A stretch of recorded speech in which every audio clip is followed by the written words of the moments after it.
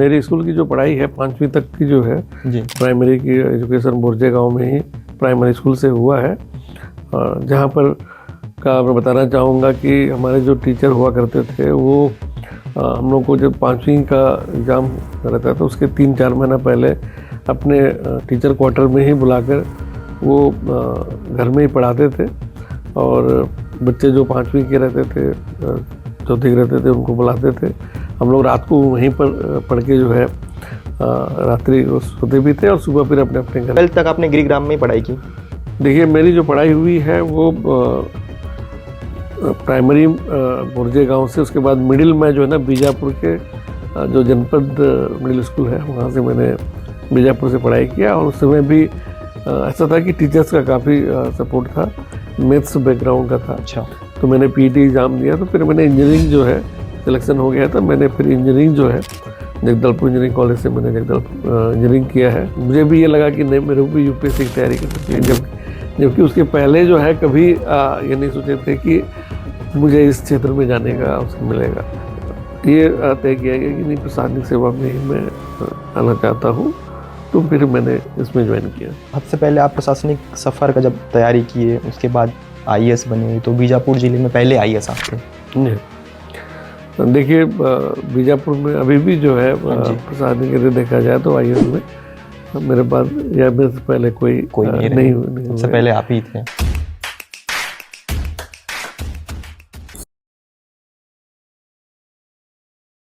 Podcast with Vihaan दुर्गम के show में आज के मेरे गेस्ट हैं 2008 के आईएएस ऑफिसर, वर्तमान में रायपुर संभाग के commissioner Mahadev Kaware ji. Sir welcome to the Vihan का पॉडकास्ट। थैंक यू सर आपकी जर्नी पर बात करेंगे इस पॉडकास्ट पे। आप जिस इलाके से आते हैं बहुत बैकवर्ड इलाका है। सबसे पहले तो जन्म कहाँ पे हुई आपकी? मेरा जो जन्म है जो बस्तर संभाग के बीजापुर ज़िले के बोरजे गांव में हुआ है, जो कि बीजापुर से लगभग 12 किलोमीटर अंदर पड़ता है और बहुत छोटा सा गांव है। यहाँ पर केवल प्राइमरी स्कूल है, चूँकि जनसंख्या मात्र 300 लगभग है।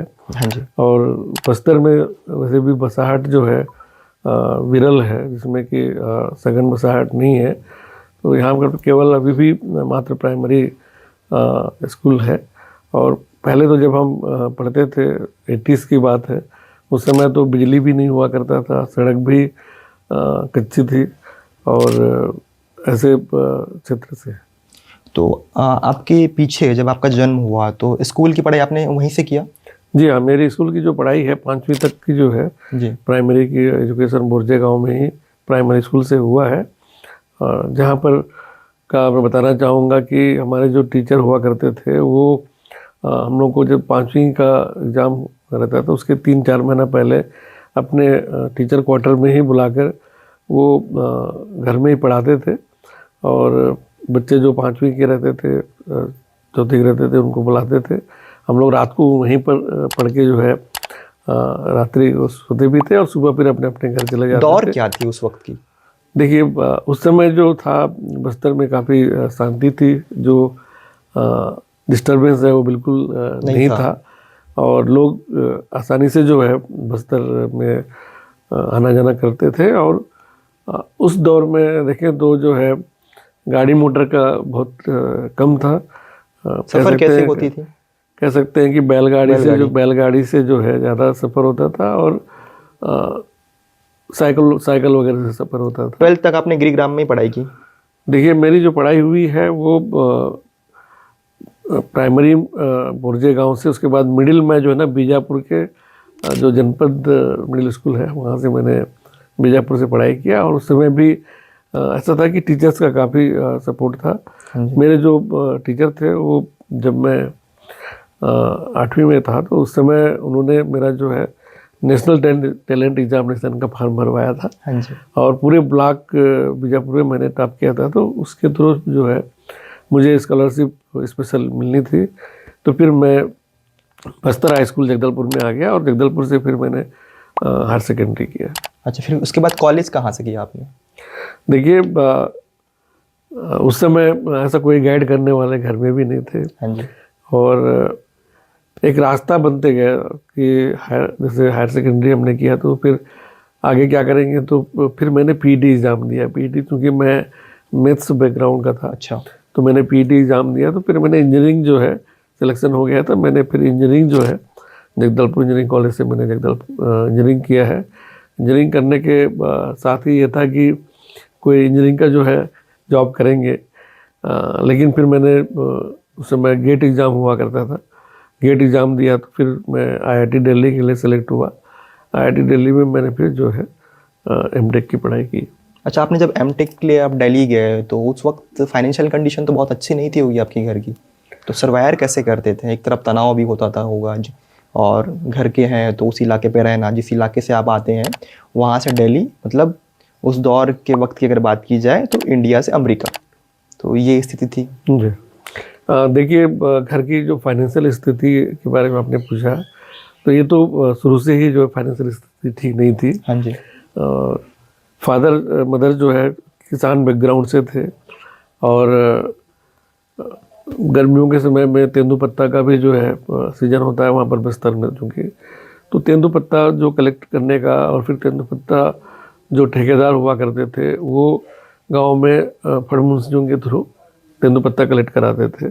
और फिर उसमें जो फादर हैं वो जो कि चौथी तक वो पढ़े थे, तो वो फड़मुंसियों के ऊपर एक गिरदावरी का काम होता है। हाँ जी। वो करते थे, और इस तरीके से जो है थोड़ा बहुत जो उससे आय होती थी बच्चों की पढ़ाई के लिए वो लगाया करते थे। बाद में फिर जो है बड़े भैया उसमें टीचर में आ गए, हाँ जी। तो उनका भी फाइनेंशियल सपोर्ट रहा है। और फिर दिल्ली में जो है तो घर से भी थोड़ा सपोर्ट हो जाता था, और फिर हम लोग को जो स्कॉलरशिप मिलती थी वो भी बड़ा एक रोल प्ले करता था।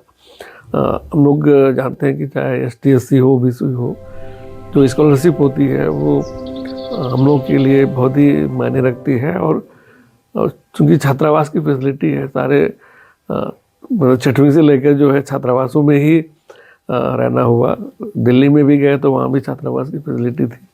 तो हम लोग को जो है एक तो स्कॉलरशिप और दूसरा जो छात्रावास की फैसिलिटी, इसने बहुत मदद किया पढ़ाई में। फिर मैं दिल्ली में जैसे गया था तो वहाँ जो मेरा रूममेट था वो पहले ही अटेम्प्ट में IAS हो गया था। अच्छा, रूममेट पहले ही अटेम्प्ट पे IAS हो गया था? कब की बात थी ये? तब ये 90s की बात है। अच्छा, 90s की बात थी ये 91 की बात है। तो उस समय जो है मुझे भी ये लगा कि नहीं, मेरे को भी UPSC की तैयारी करना चाहिए, जबकि उसके पहले जो है कभी ये नहीं सोचे थे कि मुझे इस क्षेत्र में जाने का अवसर मिलेगा।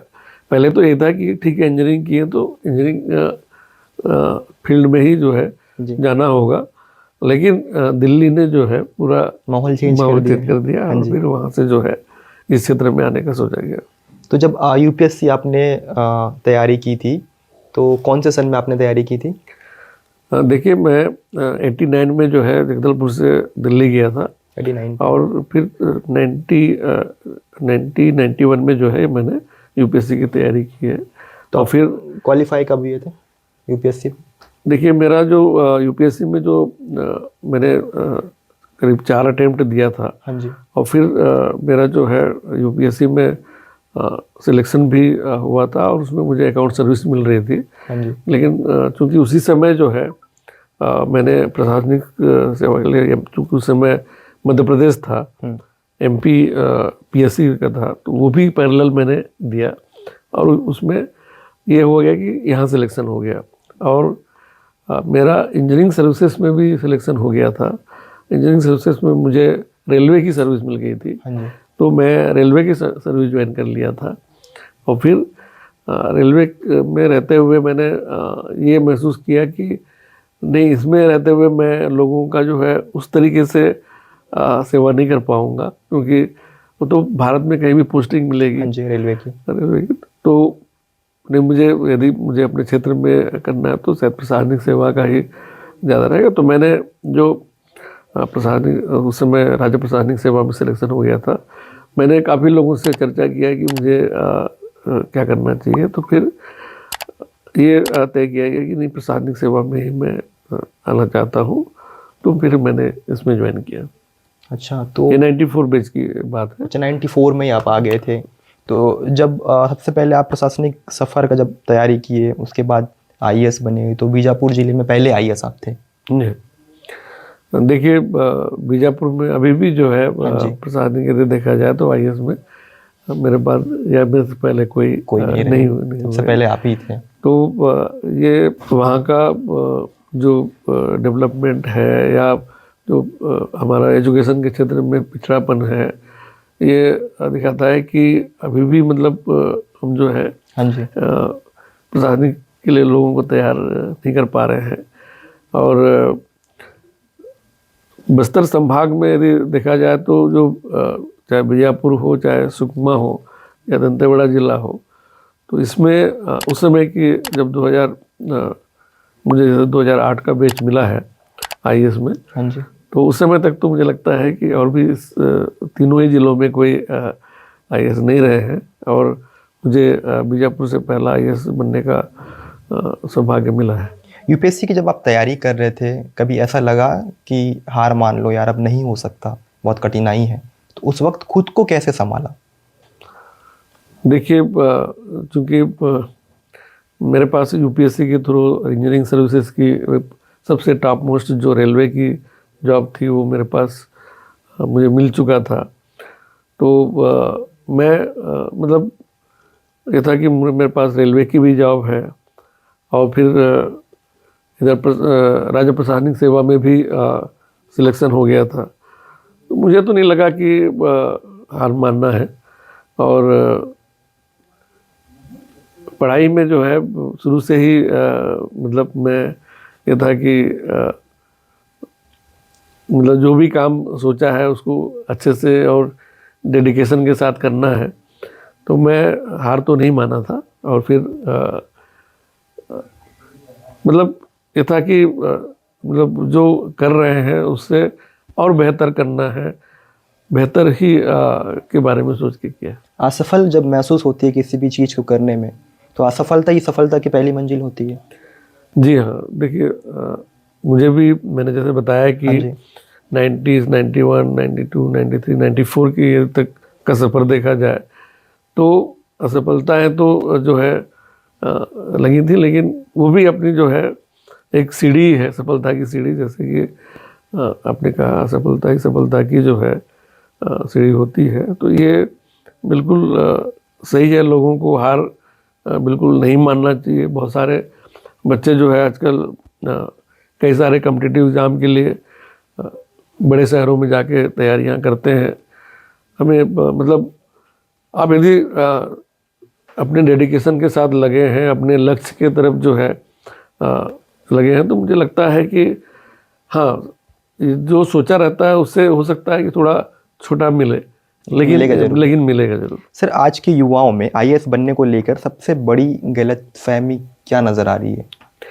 देखिए, जो गलती कर रहे हैं आजकल जो युवा है वो चाहता है कि मतलब जो भी मिले तो जल्दी मिले। मतलब वो धैर्य जो है, पेशेंस नहीं होता। हाँ, जो धैर्य रखना चाहिए, पेशेंस रखना चाहिए। अच्छा, वो कहते हैं कि पेशेंस सबसे बड़ा हथियार होता है।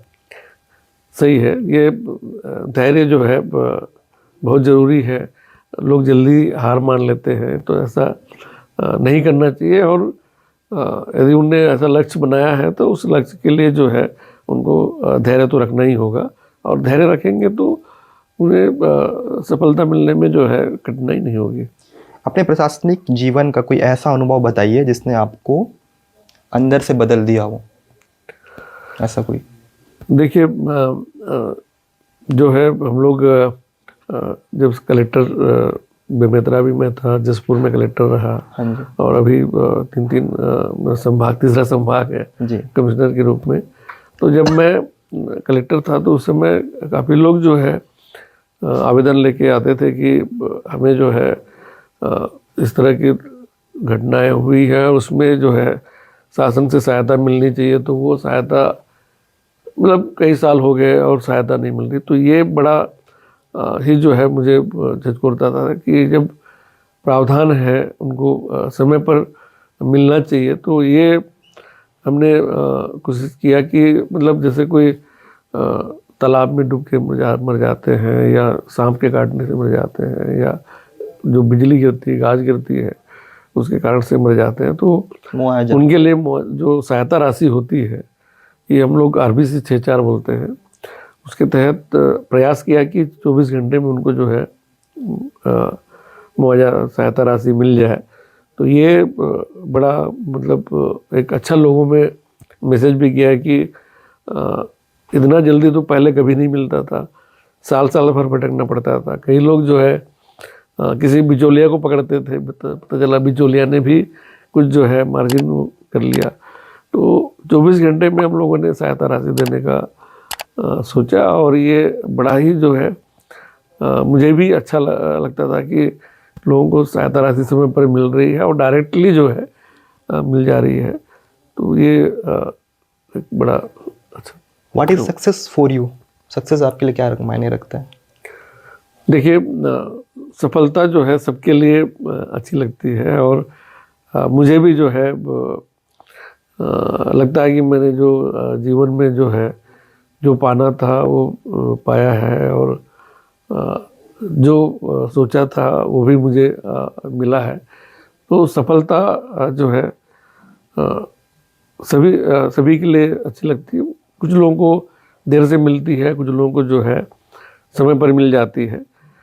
और सफलता केवल अपने लिए ही नहीं, बल्कि जो है आपको दूसरों की जो अच्छाई है, दूसरों के लिए जो आपने किया है, यदि आपको लगता है कि आपके कारण से जो है उसको खुशी मिली, लोगों को खुशी मिली है, और चेहरे पे चमक आई है, और वो लोग बदली है, वो लोग अभी भी जो है जो 20 साल पहले हमने यदि कोई काम किया है तो आज भी स्मरण करते हैं। तो वो एक बड़ा अच्छा लगता है लोगों का कि हमने कुछ काम किया है। सर, महार समाज से आने वाले पहले आईएएस अधिकारी हैं, तो आपके अनुभव क्या कहता है?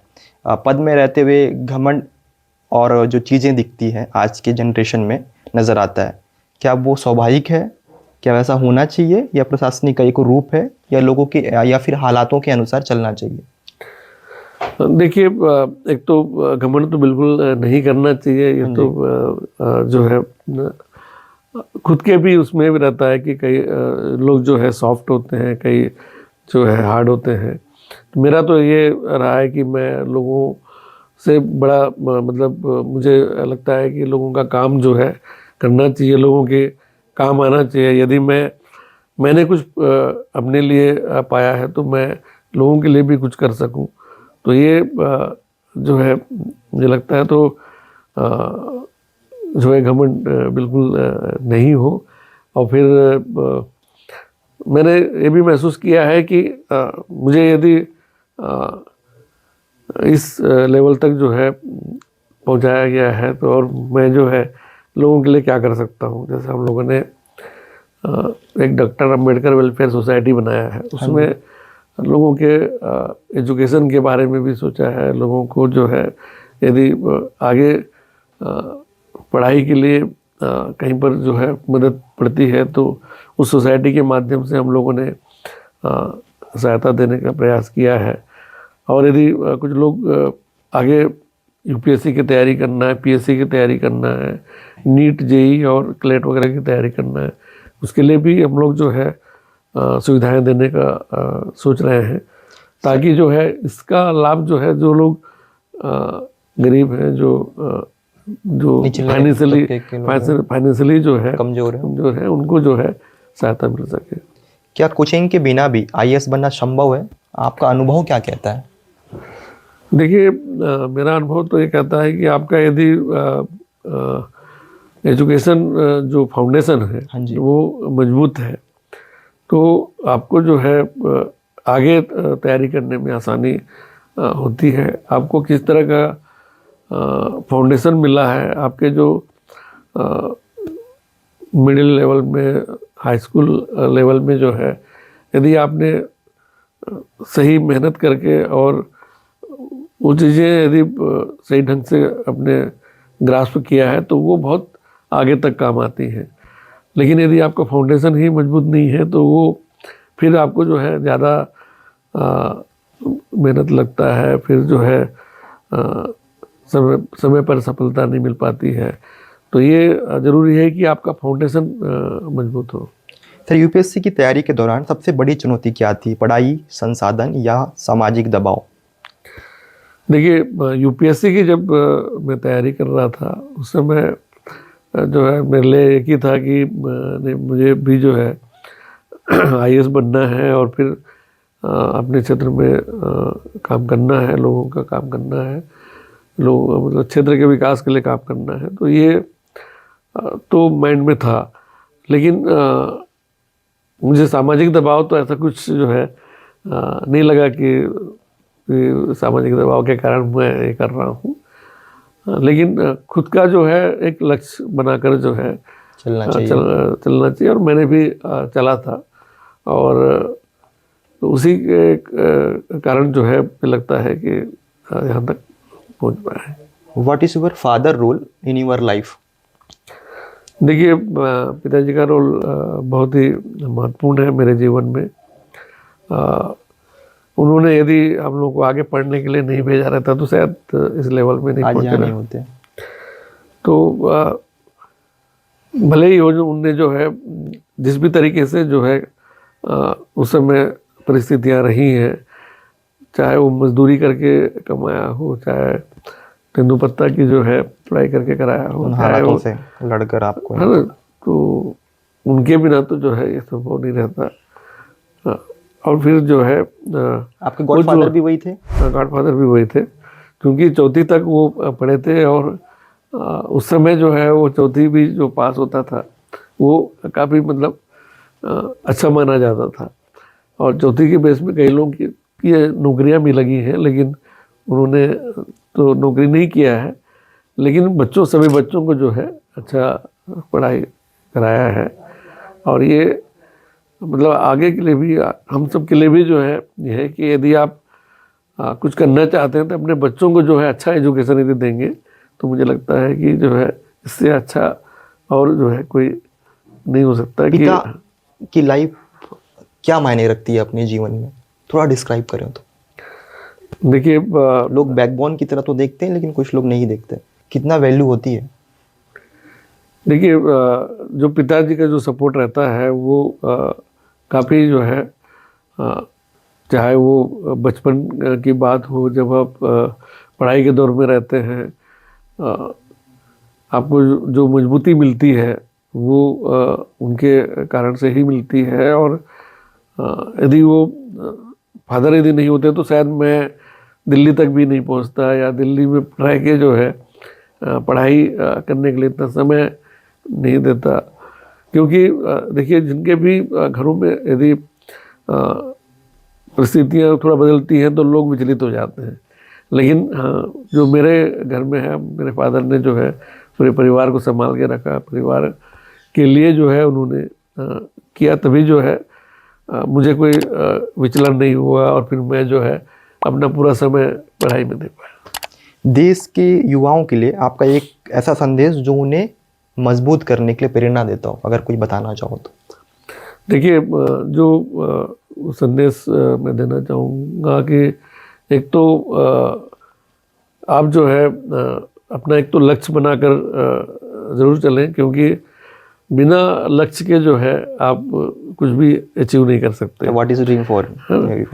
आप यदि आप बिना लक्ष्य के यदि कभी इधर ट्राई कर रहे हैं, कभी उधर ट्राई कर रहे हैं, तो आपका जो है डिस्टर्बेंस हो जाता है और आप एक डेडिकेशन के साथ में नहीं कर सकते, क्योंकि आपके पास उस समय जो है बहुत सारे फील्ड रहते हैं और आप जो है जो भी लक्ष्य बनाते हैं तो उसमें यदि आपने पूरा 100% दिया तो तभी जो है आपको मंजिल मिलती है। चाहे वो किसी भी फील्ड में सोचें, चाहे वो आप सोशल वर्क में सोचें, चाहे आप पॉलिटिकल वर्क में सोचें, चाहे आप इकोनॉमिक क्षेत्र में सोचें, चाहे खुद के हॉबी के ऊपर सोचें, जिस भी का है उसका जरूर जो है आपको लक्ष्य लेके चलना चाहिए। और फिर उसमें आपको जो है उसमें डिस्टर्बेंस नहीं होना चाहिए। तो मुझे लगता है कि यदि वो युवा यदि ये लेके चलेंगे, ये सोच के चलेंगे, तो ये उन्हें सफलता जरूर मिलेगी। सर आपके प्रशासनिक सफ़र की शुरुआत कहाँ से हुई और आईएएस बनने का सपना कैसे जगा? देखिए प्रशासनिक जो मैंने शुरुआत किया था, ये रायपुर से ही शुरुआत हुई थी। अच्छा। और फिर रायपुर में जो है मैं यहाँ पर एसडीएम भी रहा हूँ, एडिशनल कलेक्टर भी रहा हूँ, एनआरडीए में भी रहा हूँ। नया जो कमल विहार रायपुर डेवलपमेंट अथॉरिटी का जो है उसमें भी मैंने काम किया है सीईओ के रूप में। तो ये चूँकि मेरा इंजीनियरिंग बैकग्राउंड था, शायद मुझे मेरे अधिकारियों ने ये सोचा कि इंजीनियरिंग चूँकि इन्होंने किया है तो इस तरह के डेवलपमेंट से रिलेटेड, कंस्ट्रक्शन वगैरह पे डेवलपमेंट ज़्यादा रिलेटेड improvement कर सकते उसमें भी जो है मुझे जो है काम करने का अवसर मिला। और फिर आईएएस में आने के बाद तो फिर कलेक्टर के रूप में, कमिश्नर के रूप में, सेक्रेटरी के रूप में काम करने का मौका मिला। रायपुर संभाग के आप कमिश्नर हैं, सबसे बड़ी चुनौती क्या है और क्या मेथड लेके चल रहे हैं, एम लेके चल रहे हैं कि मुझे इन कंडीशन में इन इलाकों पे काम करना है और बेहतर काम करना है? बेहतर काम करने के लिए कौन किन चीज़ों को आप पहली प्राथमिकता दे रहे हैं कि इस पर ज़्यादा मैं फोकस करूं? देखिए कमिश्नर के रूप में जो है सबसे जो बड़ी जिम्मेदारी रहती है, बड़ा काम रहता है, वो रेवेन्यू का वर्ग है। हम लोगों का जो राजस्व जो जिस पर से लोगों की ज़मीनों के विवाद हैं, वो हमारे जो नीचे मतलब पटवारी आ रही तहसील, फिर जो है सब डिवीज़न और कलेक्टर, फिर उसके ऊपर फिर हमारे यहाँ अपील तक जो है आते आते लोग कमिश्नर तक आते हैं। तो ये बड़ी चुनौती है कि लोगों के जो रेवेन्यू के जो डिस्प्यूट्स हैं वो समय पर निपटे। और फिर रायपुर संभाग में सबसे बड़ी चुनौती जमीन विवाद है। हाँ, जमीन विवाद है। तो ये क्योंकि कमिश्नर के पास जो है लगभग अभी मेरे संभाग में ही 4500 से ज़्यादा प्रकरण जो है एक मतलब एक अधिकारी के पास इतना वर्कलोड है। और फिर हमारे जो नीचे कलेक्टर, फिर उसके नीचे फिर एसडीएम, उसके नीचे तहसीलदार। तो हम लोग ये समीक्षा करके रेगुलर समीक्षा करते हैं कि लोगों के जो समय पर केस जो है निराकरण हो, लोग को जो है जल्द से जल्द सुविधा मिले। जैसे अभी एक किया गया है कि रजिस्ट्री के साथ ही जो है अपने आप ऑटोमेटिक नामांतरण होगा। ये एक बड़ा शासन का जो है महत्वपूर्ण निर्णय है, जिससे कि लोगों को जो है कहीं पर चक्कर नहीं लगाना पड़ेगा। अभी जैसे लोगों की रजिस्ट्री हो रही है तो उसी के साथ ही नामांतरण भी हो जा रहा है ऑटोमेटिक। तो ये टेक्नोलॉजी जैसे जैसे देश आगे बढ़ रहा है, इम्प्रूव हुआ है, तो जैसे दोनों होते जा रही है। रजिस्ट्री के साथ साथ हमारा जो खसरा B1 और राजस्व रिकॉर्ड है उसको इंटीग्रेट किया गया। धान खरीदी के साथ जो है ये हमारे राजस्व रिकॉर्ड को इंटीग्रेट किया गया, ताकि जो फसल लगाते हैं उसका जो गिरदावरी होता है वो हमारा पटवारी करता है। पटवारी जब उसमें एंट्री करता है कि हाँ इनने इतने एरिया में धान लगाया है, तो वो रिफ्लेक्ट होता है हमारा धान खरीदी के पोर्टल में। अच्छा। तो उसके साथ जो है दोनों को इंटीग्रेट करने के साथ जो है अब जैसे एग्रीस्टेक पोर्टल आया है, ये भारत सरकार का जो है एग्रीस्टेक पोर्टल है। तो ये टेक्नोलॉजी जैसे जैसे इम्प्रूव हो रही है, लोगों को सुविधाएं फास्ट मिल रही हैं और फिर ट्रांसपेरेंसी भी आ रही है इसमें। जैसे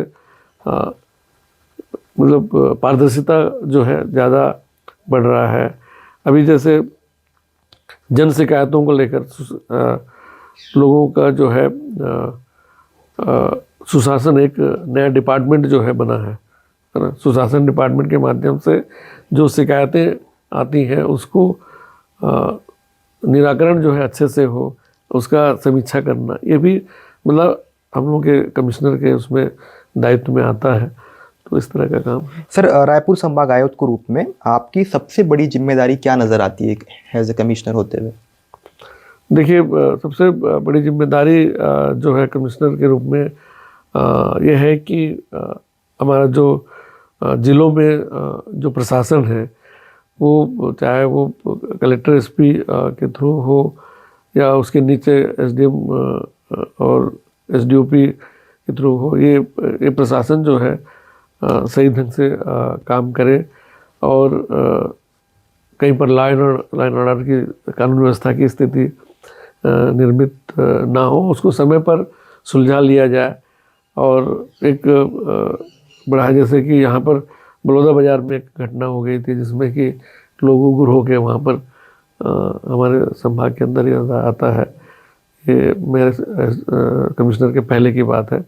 वहाँ कलेक्ट्रेट को लोगों ने ला दिया, तो लोग उग्र क्यों हो जाते हैं? पहले ही यदि हम बातचीत करके जो है उस समस्या को हल करें और आंदोलन की नौबत नहीं आए और हमारे यहाँ जो प्रशासन है वो अच्छे से काम करे, ये बड़ी चुनौती है। अगर सिस्टम बदलना है तो शुरुआत कहाँ से होनी चाहिए? देखिए, शुरुआत की जहाँ तक बात है, हम यदि फॉलो करते हैं तो हमारे वरिष्ठ लोगों का फॉलो करते हैं। यदि अगर आप ही सही हो गए, हाँ, मतलब जैसे अभी एक शासन ने चालू किया है कि समय पर ऑफिस लोग आए, उसके लिए जो है बायोमेट्रिक अटेंडेंस सिस्टम। हाँ जी। तो ये तभी संभव है जब आप जो है आप बॉस के रूप में हैं जी। आप यदि लोगों को ये मैसेज देना चाहते हैं कि नहीं, बॉस समय पर आ रहे हैं तो बाकी लोग भी जो है समय पर आए, तो ये शुरुआत तो जो है आपके बॉस से ही जो है शुरू करना होगा। तो हम ये माने कि अफसर कुर्सी से नहीं काम से पहचाना जाता है, आप क्या कहेंगे? जी हाँ, ये जो है आपका काम जो है ये आपका दर्शाता है कि आप क्या हो। दर्शाता है कि आपका जो है आप किस तरीके, मतलब अपने सबॉर्डिनेट से भी कैसे काम लेते हैं, आप जो है का जनता के प्रति भी क्या जो है किस तरह का व्यवहार है, ये आपका दर्शाता है कि आप जो है आपका व्यक्तित्व कैसा है। डॉक्टर भीमराव अंबेडकर का एक विचार जो हर युवाओं को आज के डेट में अपनाना चाहिए। देखिए, डॉक्टर भीमराव अंबेडकर जी जो है हमारे आदर्श हैं और जो उन्होंने संघर्ष किया, जो उन्होंने डेडिकेशन की, जो उन्होंने भारत का संविधान के रूप में जो है हमको सबको जो है स्वतंत्रता, समानता और न्याय का जो सिद्धांत दिया, जो जिसके आधार पर आज देश पूरा चलता है। तो बाबा साहब ने जो शिक्षित बनो और संगठित रहो का जो कॉन्सेप्ट दिया है वो मुझे लगता है कि सबके लिए जो है प्रेरणादायी है, मेरे लिए भी प्रेरणादायी है कि आप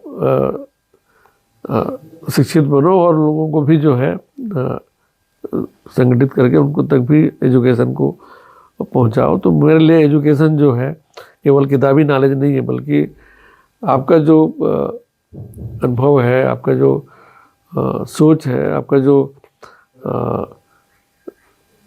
वैज्ञानिक जैसे दृष्टिकोण है, और एजुकेशन केवल मेरे लिए जो है किताबी नॉलेज ना होकर जो है एक तरीके से ब्रह्मास्त्र है बहुत बड़ा। हाँ, ये बिना शिक्षा ही नहीं होता तो आज यहाँ पे मौजूद ही नहीं। तो जो उन्होंने शिक्षित बनो बोला, ये केवल किताबी नॉलेज के लिए नहीं बोला है, बल्कि वास्तव में जो है सही क्या है और गलत क्या है, आप जो है इसको पहचानो और जो सही है उस पर जो है लोगों को भी बताओ कि ये सही चीज़ है। आपके जीवन में कितना मायने रखता है डॉक्टर भीमराव अम्बेडकर? मेरे जीवन में तो बहुत मायने रखता है। बाबा साहेब डॉक्टर भीमराव अम्बेडकर जी ने जो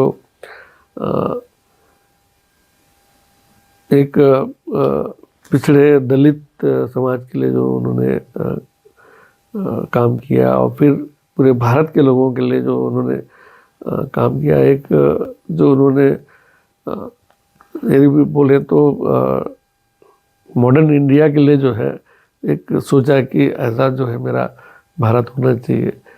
तो ये उनका तो योगदान तो मेरे लिए तो बहुत ही ज़्यादा महत्वपूर्ण रोल रखता है। आप कमिश्नर रहते हुए और अन्य पदों पर रहते हुए क्या क्या काम किया है?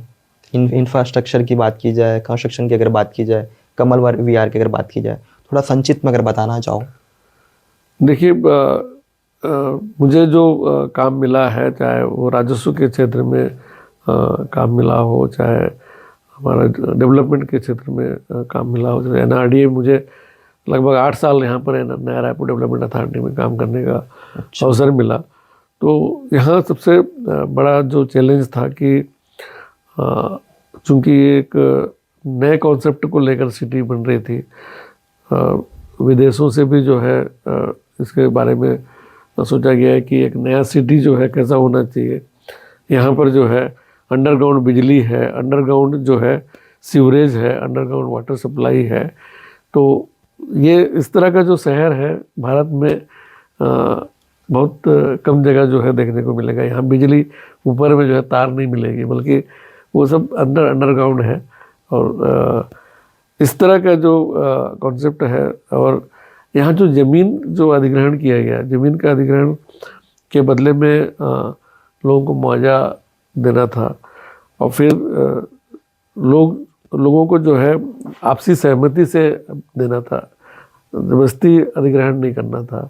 तो उसको कॉन्सेप्ट को लेकर जो है यहाँ पर चला गया, और लोगों ने काफ़ी जो है इसके लिए अपना सहमति के साथ दिया भी। उसके लिए लोगों को जो है तैयार भी किया गया, और एक विश्वास जो जनता में रहता है कि यदि आप यदि उनका विश्वास अर्जित करते हैं तो वो आपको जो है हर जगह जो है सहयोग करेंगे, सपोर्ट करेंगे। यहाँ पर एक गांव को जो है शिफ्ट भी किया गया। अच्छा, कौन सी गांव है? राखी गांव है। हाँ जी, क्योंकि मंत्रालय के पास में था, और उसको उसी के 1 किलोमीटर के आगे जो है शिफ्ट किया गया। तो पूरे मकानों को जो है सबको शिफ्टिंग करना एक बहुत बड़ा चैलेंज था। तो वो भी काम जो है मेरे द्वारा संपन्न किया गया। लोगों को तैयार करना, उनके लिए नए मकान बना के देना उनको, क्योंकि हर एक का जो है पुराने मकान के साथ अटैचमेंट रहता है, तो जल्दी से लोग तैयार नहीं होते। लेकिन उसके लिए तैयार किया गया और समय भी लगा, और फिर आखिर में जो है शिफ्ट भी किया गया। तो ये बहुत बड़ा चैलेंज रहा। एक मुझे जो है डेवलपमेंट के क्षेत्र में रायपुर डेवलपमेंट अथॉरिटी में काम करने कि आप इंजीनियर वर्क से आते हैं, इस वजह से। तो 3 साल तक सीईओ के रूप में मैं काम किया, और उस वहाँ पर जो कमल विहार योजना जो आई थी, आजकल जो है कौशल्या माता विहार का नाम दिया गया है। हाँ जी। तो वो इस योजना में काम करने को मिला। इसमें कि जो ज़मीन जो है लोगों ने जो ज़मीन दिया उसके बदले में विकसित भूखंड उनको जो है दिए गए हैं। 35% से लेके इस तरीके से जो है विकसित भूखंड दिया गया। जैसे किसी का मान लीजिए 5000 स्क्वायर फीट ज़मीन गया है, तो उसके बदले में उतना 35% ज़मीन जो है भूखंड देना था। वो एक नया चैलेंज था। वहाँ भी अंडरग्राउंड बिजली, अंडरग्राउंड जो है सीवरेज, अंडरग्राउंड जो है वाटर सप्लाई, ये वहाँ भी कॉन्सेप्ट था।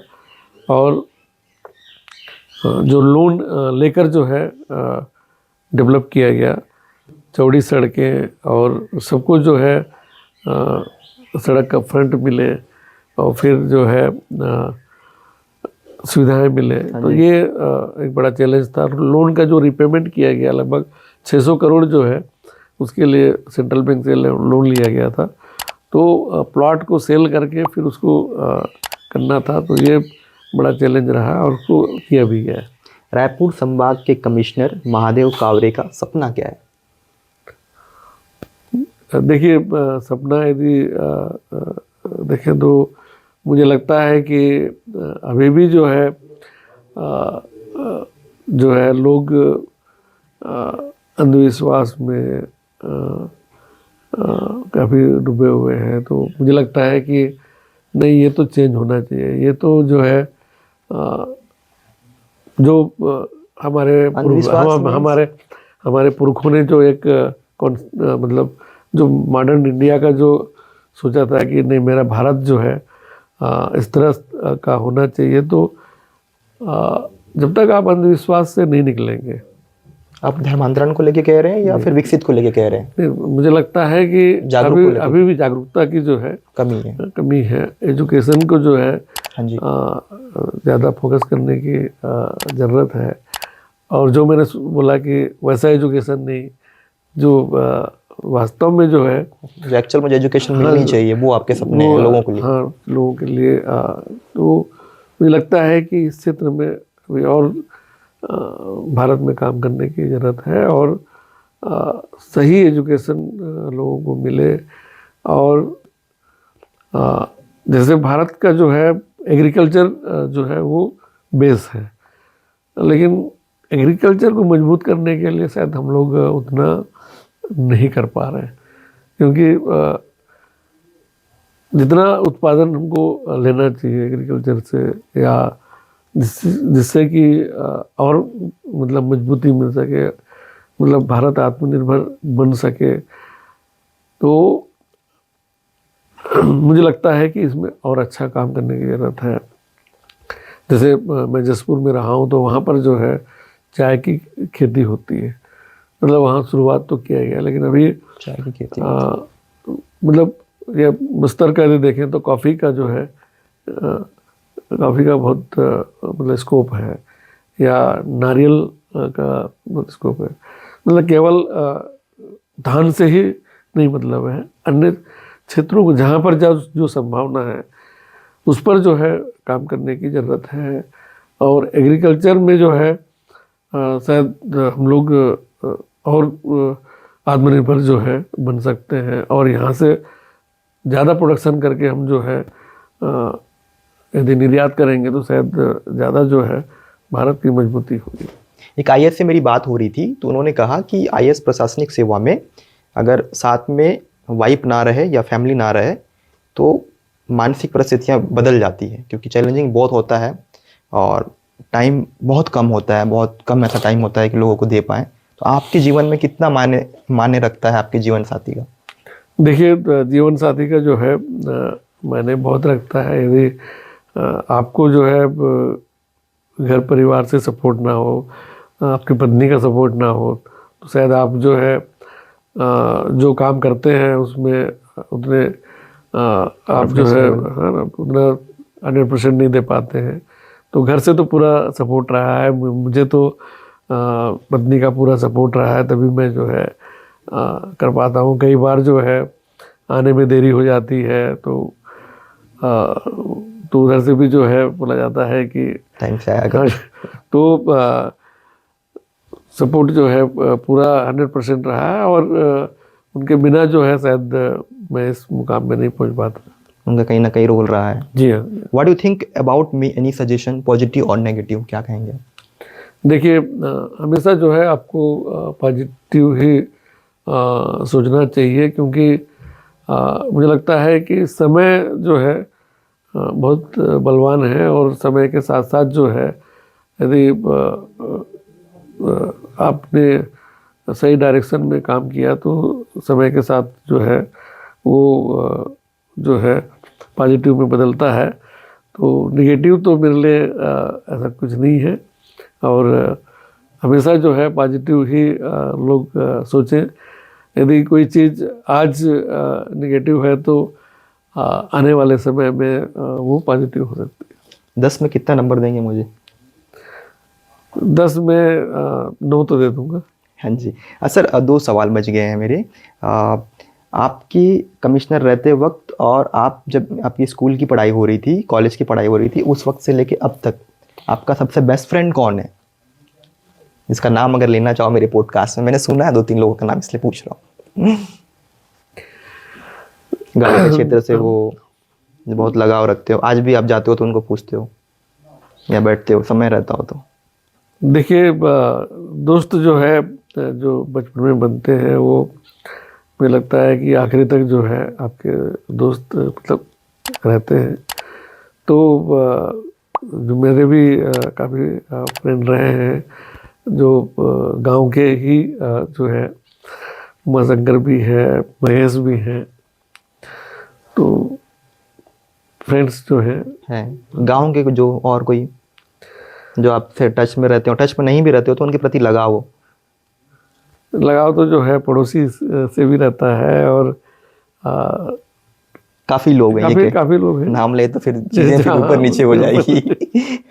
सर, आज के डेट में जो युवा अपने आप को मजबूत करने के लिए, स्टेबिलिटी करने के लिए पैसे के पीछे भागना चाहिए सक्सेस के लिए, या प्यार के पीछे भागना चाहिए, या फिर क्या के पीछे भागना चाहिए? देखिए, पैसे के पीछे तो कभी नहीं भागना चाहिए, क्योंकि ये चीज़ जो है आपको शायद थोड़ी बहुत खुशी दे सकती है, लेकिन Satisfy नहीं कर पाएगी। सेटिस्फाई नहीं कर पाएगी। आपने क्या काम किया है वो ज़्यादा मायने रखता है। आपने लोगों की खुशी के लिए क्या काम किया है ये ज़्यादा मायने रखता है। पैसे के पीछे तो कभी मतलब भागना नहीं चाहिए।